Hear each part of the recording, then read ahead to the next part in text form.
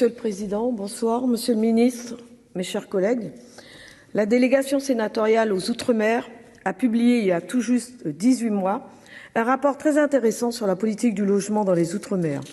Bien entendu, la problématique de l'habitat informel a retenu l'attention de mes collègues et méritait d'être débattue ici dans l'hémicycle. Aussi, je profite de l'occasion pour remercier le président Artano pour cette initiative, ainsi que les rapporteurs Gontard, Lurel et Jacques pour le travail réalisé. Pour répondre à la problématique du logement en Outre-mer, le Parlement adoptait, notamment en novembre 2018, dans le cadre de la loi Elan, des dispositions spécifiques à la Guyane et à Mayotte pour lutter contre l'habitat informel.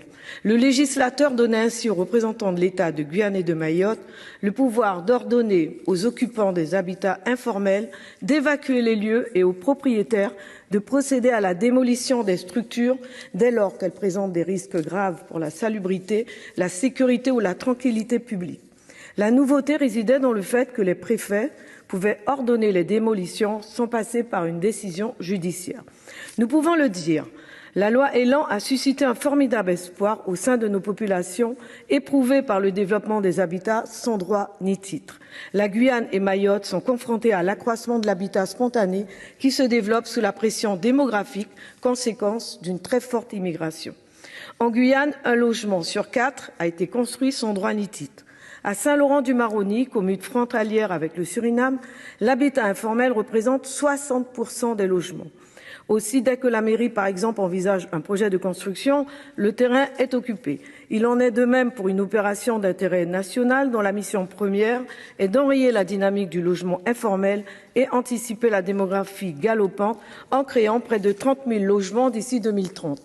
Paradoxalement, de nombreuses zones d'habitat spontané sont installées sur le foncier appartenant à l'État, le premier propriétaire foncier de Guyane. L'impuissance de certains acteurs ne rassure guère les petits propriétaires qui ont ce désagréable sentiment d'être privés de leurs droits, mais aussi du fruit de leur dur labeur. L'ancienne maire que je suis a fréquemment été confrontée aux difficultés liées à l'occupation illégale de logements et au développement de zones d'habitat informel. L'ancienne maire que je suis a souvent eu à intervenir face à la colère des habitants, des propriétaires, désabusés par les occupations illégales de certains bâtiments et de nos espaces publics. Et en tant que maire, je devais m'employer à calmer l'exaspération des citoyens face à l'inaction de l'État. En 2018, alors même que les parlementaires ici au Sénat discutaient des contours de la loi Elan, une foule vindicative avait procédé au délogement d'une dizaine de familles d'un squat à Cayenne. Et nous avons évité de peu un drame. Alors moi aussi, j'avais placé beaucoup d'espoir dans cette loi.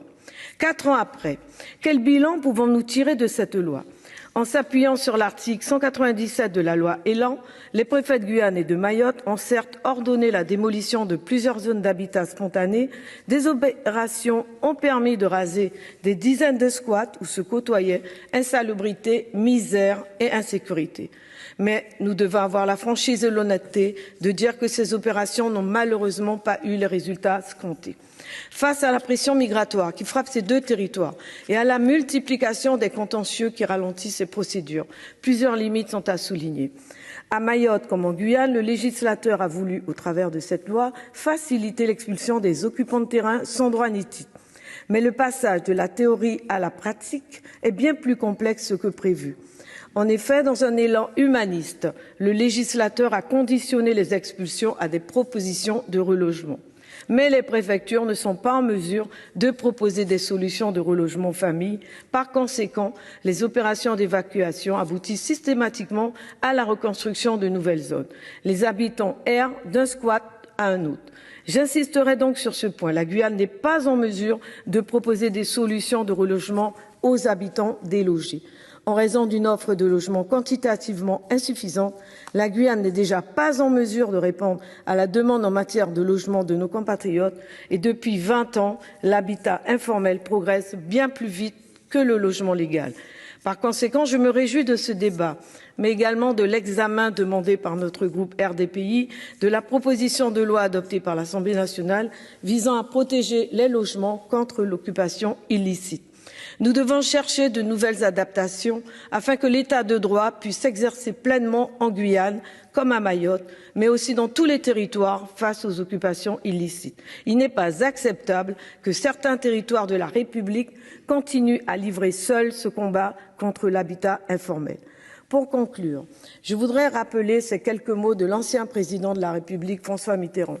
En déplacement officiel en Guyane en septembre 1985, il s'était offusqué qu'on continue à lancer des fusées sur fond de bidonville.